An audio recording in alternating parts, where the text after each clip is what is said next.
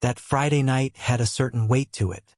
The kind that settles in after a long week where every day feels the same. I was just idling in my apartment, the blue light of my phone painting my face as I scrolled through nothing of importance, when I decided I couldn't spend another night inside those same four walls. I needed a change of scenery, a place with some low ambient noise where I could just exist without expectation. A quick search for quiet dive bars near my place in Savannah led me to a spot I'd never heard of. A place called The Last Word. The name alone was intriguing enough. It wasn't far, just a short drive into a quieter, older part of the city. Nothing complicated. I wasn't looking for a crowd or a party. I was looking for an escape. I hadn't given much thought to who might be there, assuming it would be the usual collection of old-timers and solitary drinkers. The woman behind the bar was the first thing I truly noticed. She was probably in her early 40s, but carried herself with the timeless grace that made age irrelevant to me. At that moment, she was just the bartender. That was it. Nothing more. So, when I took a seat at the far end of the polished mahogany bar, I just expected to order a drink and be left alone.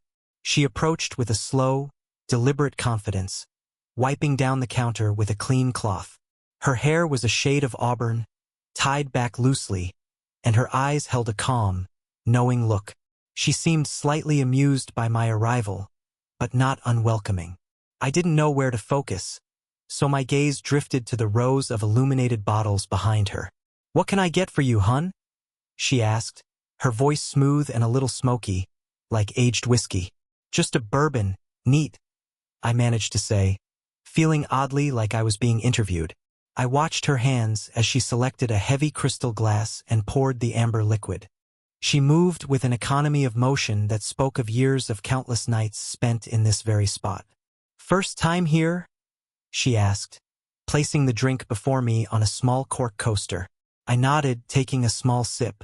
Just needed a quiet place to unwind. My apartment gets a little loud inside my own head sometimes. A small knowing smile touched her lips as she leaned against the back counter.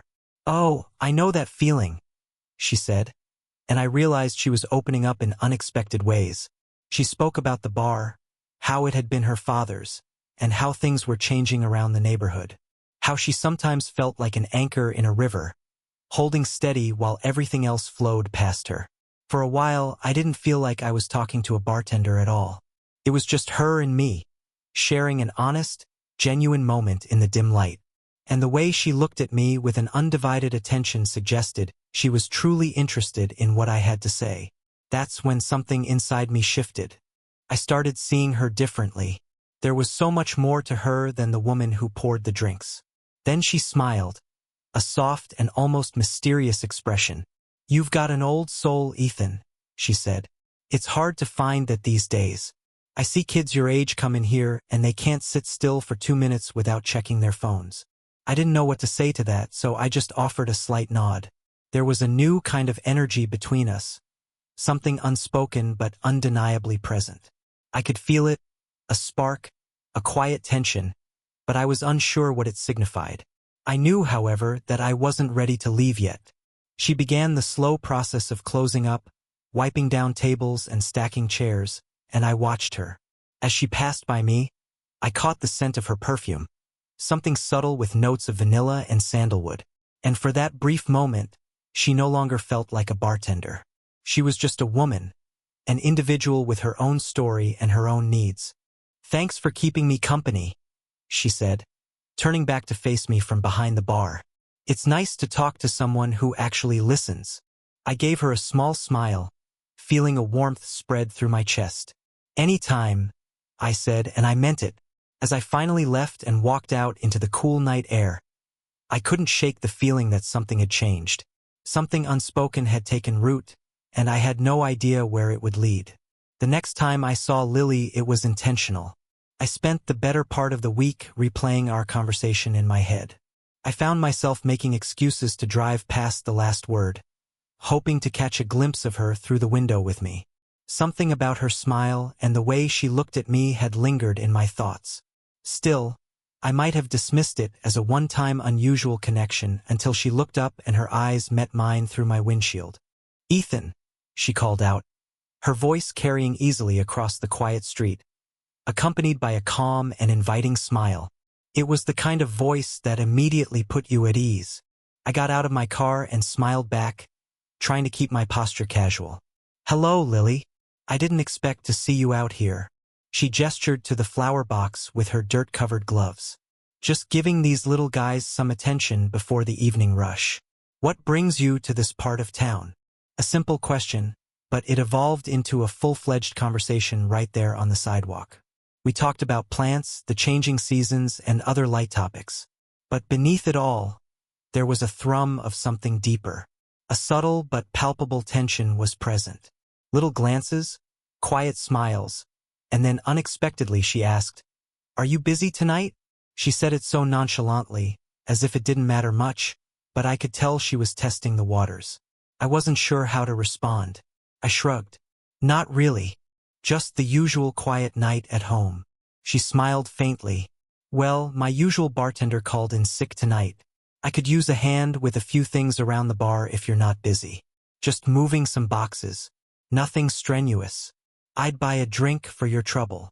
That offer took me completely by surprise. My instinctive reaction was to politely decline.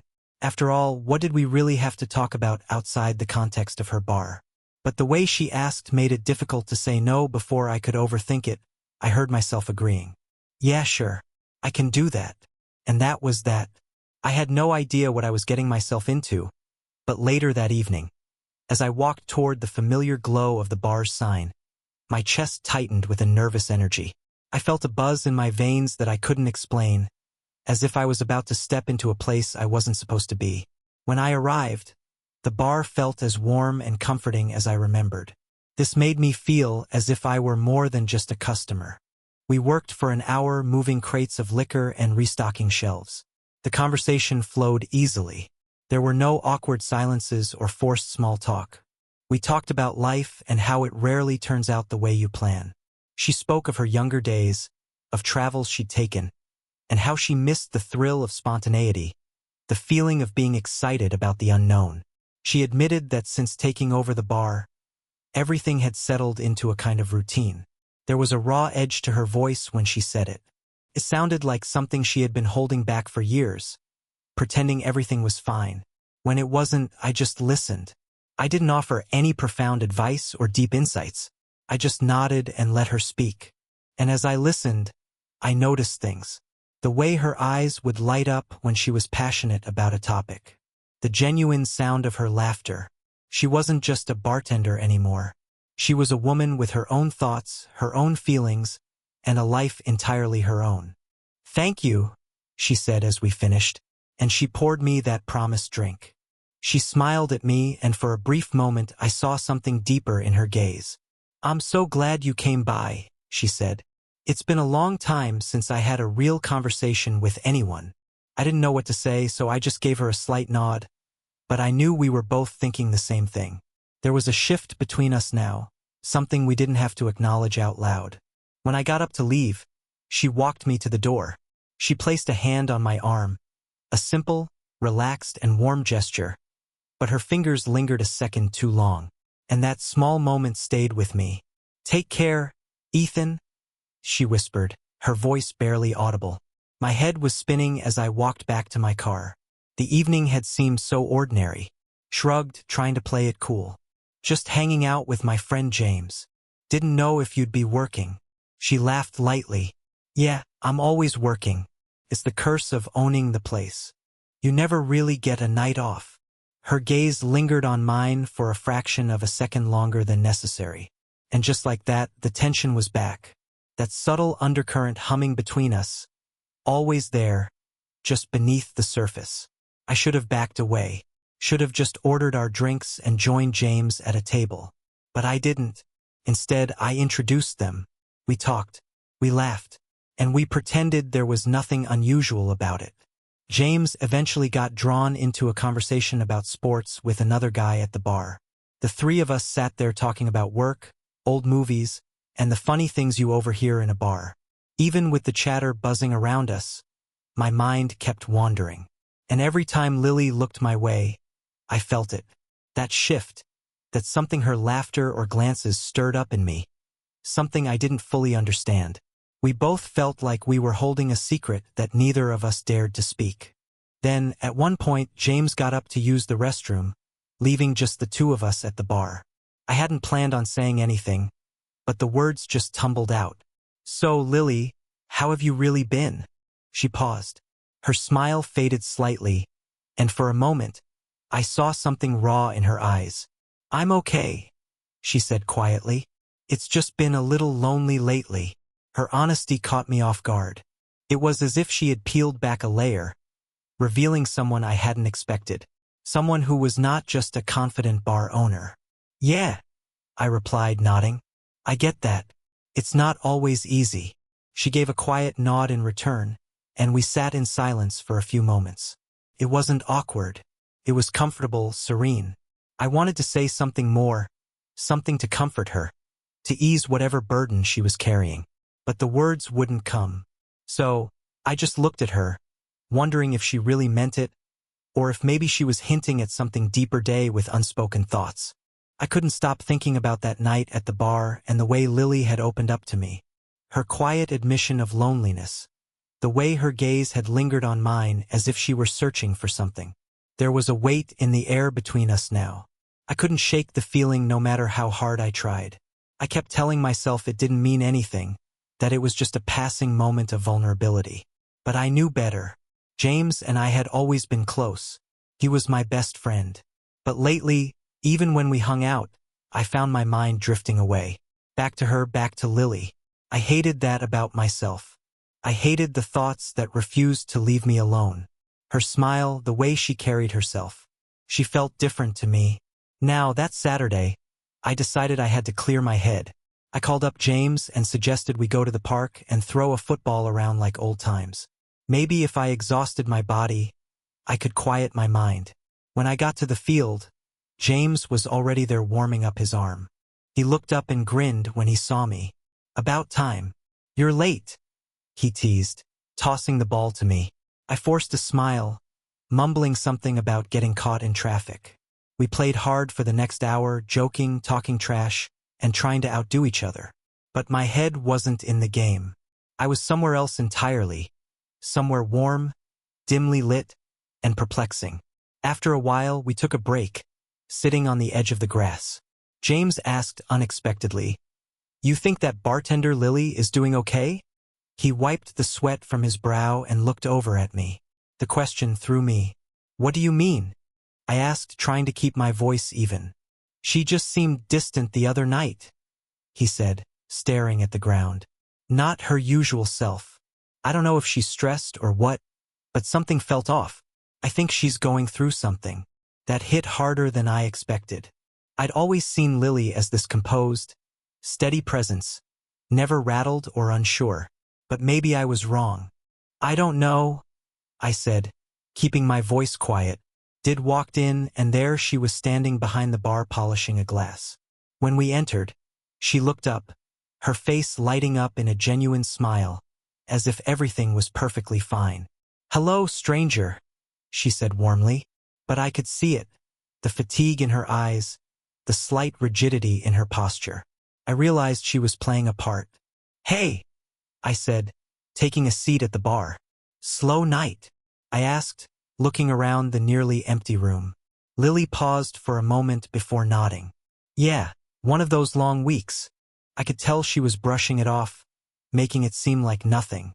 I didn't press her on it, mostly because I didn't know how. My heart was hammering louder than I wanted to admit. I just ordered a drink and sat there sipping it in silence. I wanted a moment to breathe, to escape the weight that seemed to hang in the room.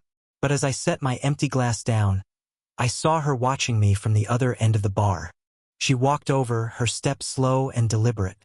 "Ethan," she said quietly, her voice calm yet direct. "Can we talk for a minute?" I turned on my stool to face her, caught off guard. Yeah, okay. What's up?" She leaned against the bar, the distance between us shrinking, and I felt my chest tighten as she got closer. I wanted to thank you for the other night," she said, not quite meeting my gaze. "It meant a lot to me." I swallowed hard. her words hitting me with more force than I anticipated. Of course, I replied. You know I'm here if you ever need someone to talk to. She nodded slowly, and for a moment neither of us spoke. We were surrounded by a thick, heavy silence that buzzed with everything we weren't saying. Then, almost as if to change the subject, she said, James is a good friend. You can tell he cares about you. I nodded again, unsure where this was going, but her gaze stayed on me for an extra second. That same spark I'd felt before was back. It hummed between us like a wire stretched too thin. Yeah, I replied quietly. He really is. She smiled, but there was something else in that smile I couldn't quite place. I wondered if she was thinking the same thing I was, and for a fleeting second I considered asking her. I almost as drove past her neighborhood. My stomach would clench. I noticed the little details now. The way she would tilt her head when she was listening intently. The way her eyes would meet mine for just a second longer than necessary. It was subtle, almost imperceptible, but I saw it. I felt it. Then came Saturday. James had plans with his girlfriend, so I was left to my own devices. It wasn't what I expected, but I didn't mind. The truth was, I needed the solitude. I needed space to process what was going on in my head and in my gut. I found myself driving to the last word. It was late and I was the only person who walked in. I was sitting at the bar nursing a drink when her voice cut through the quiet. Ethan. I looked up, surprised to see her standing right in front of me. Her expression was unreadable. Hey, I said, trying to sound casual, but my heart was already picking up its pace. She moved from behind the bar, wiping her hands on her apron, and asked, Can we talk? That simple question made my gut tighten. Yeah, of course, I said, turning to face her. She sat on the stool next to me. We weren't touching, but the space between us felt almost non-existent. The air grew heavier. The room felt smaller. I've been thinking about our recent conversations, she began, her voice soft and careful. And I think I owe you an apology. I looked at her again, completely thrown. This was not where I expected this conversation to go. I know I've been a little distant, she explained, saying she'd been dealing with some personal things and didn't mean to put any of that on me. I blinked, trying to read her face. I mean, it's fine, I finally said.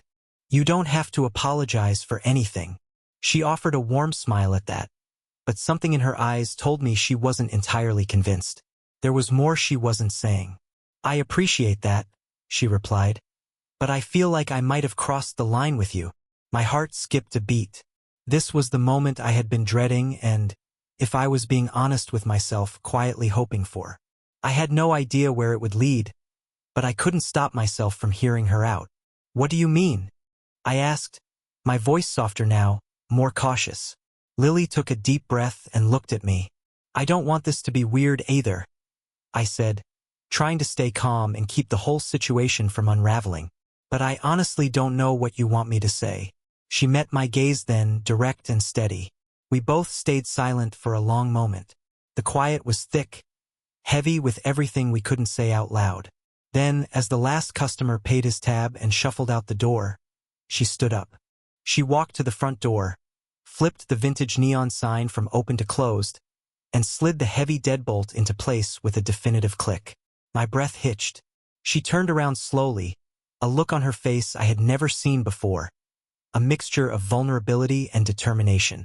She walked back toward me, stopping just a few feet away.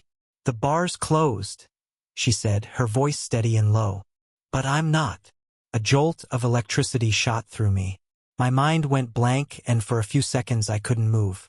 A surge of emotions washed over me all at once. Guilt, curiosity, desire, fear. I was acutely aware of the risks. I knew what could happen if anyone found out. But I also knew that the connection between us was undeniable. And a part of me didn't want it to stop. Are you sure? I asked, my voice wavering. I mean, whatever this is. She nodded, her eyes locked on mine. I'm sure. And with that, the line we had been so carefully dancing around vanished completely. We didn't say anything else. There was nothing left to say. The air had changed. We both felt the shift. the weight of what we had just acknowledged. It's been 1 year since that night. A year of keeping a secret. A year of balancing the ordinary everyday world with the quiet sacred time we carved out for ourselves. In some ways, it feels like we've lived an entire lifetime in those stolen moments after closing time. We didn't talk much about what we were. What began that night she locked the door hadn't vanished. It had simply become a part of our lives. It felt strangely natural, but it was also fragile, something we held close to our chest. We agreed on one thing from the very beginning. Our happiness mattered, and that happiness was built on trust. A kind of trust that allowed us to share everything with each other while keeping it hidden from the rest of the world. Everything discreet, quiet, and out of sight. The hardest part was the performance. James would sometimes come with me, smiling and chatting with Lily as if nothing was happening. We'd keep our hands to ourselves, acting as if we were nothing more than a friendly bartender and a loyal customer. But those small moments, the quick glance across the room, the subtle smile she'd give only me, the fleeting touch of our hands when she passed me a drink, they became everything. Those were the things that held us together. When we were alone in the empty bar, we talked about what might happen if the truth ever came out. We never had a solid plan, just hazy possibilities and half-formed ideas. But we didn't dwell on it for long. We stayed in the present, in the quiet, in-between spaces where we didn't have to justify ourselves to anyone, where we could just be. It was a calm Saturday evening, almost exactly a year after our relationship began. I was back at the last word, sitting at the bar, the same spot where it all started. The place was peaceful. The last patron had just left, so we had the bar to ourselves again. Everything felt normal now, comfortable in a way that had once felt foreign. We had learned how to exist like this, quiet, careful, and connected. We didn't need to constantly talk about our feelings anymore. The relationship had settled into something stable, something real. It was always unconventional, but it had become something I couldn't imagine giving up. Lily sat next to me, looking as beautiful as ever. But there was a softness to her now, an ease in her body, and a peace in her expression. It had taken time, but we had learned to carry the weight of what we had. We had grown into our secret. I found a strange peace in it. I had figured out how to make it feel like home. "Do you ever think about how we got here?" she asked quietly, her voice warm and low, breaking the silence. I smiled and leaned back against the bar. "All the time," I said. "Honestly, I still can't believe we've made it this long." I looked over at her, my initial disbelief having transformed into something that felt a lot like gratitude. "It doesn't feel like a year." She let out a soft laugh and rested her head on my shoulder. This was something we had built quietly, carefully, and together. "I'm happy," I said softly, giving her hand a gentle squeeze. "We're happy. That's what matters." We didn't talk much after that. We didn't need to. We just sat there side by side, wrapped in a silence that didn't need to be filled. The only sound was the quiet hum of the beer cooler. A year had passed, a whole year of hiding in plain sight, and somehow we had made it work. We had kept the secret. We had protected what we had. And through it all, we held on to the one thing that mattered most, each other. As the night deepened and the city outside grew quiet, one thought became clear in my mind. This was how I wanted things to stay. It wasn't perfect. It was messy and strange and difficult. But it was ours.